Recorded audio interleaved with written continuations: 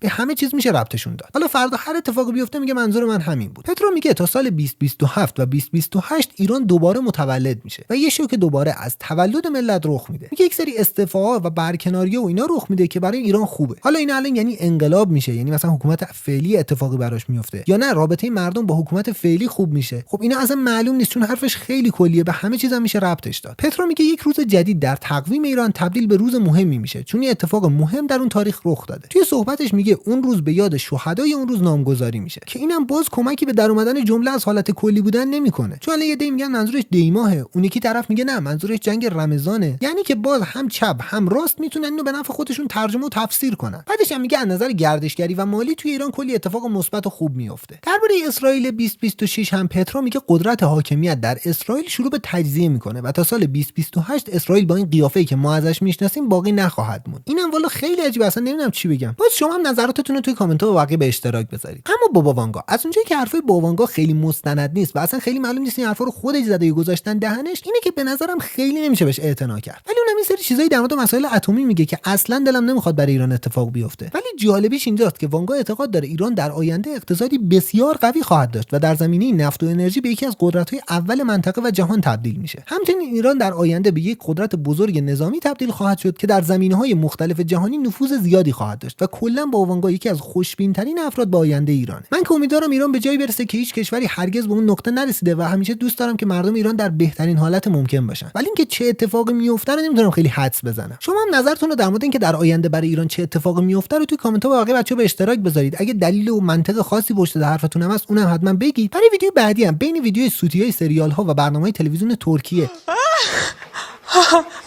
یا معرفی پیشگوی معروف و دقیقی که هیچکس نمیشناستش گیر کردم. اونم شما بگید کدومو بسازیم. یا اصلا اگه می‌خواید کلا یه چیز دیگه بگید همونو میسازیم. لایک و سابسکرایب فراموش نشه. این دو ویدیو هم ویدیوهای پیشنهادی من به شماست. تا ویدیو دیگه، خدا نگهدار.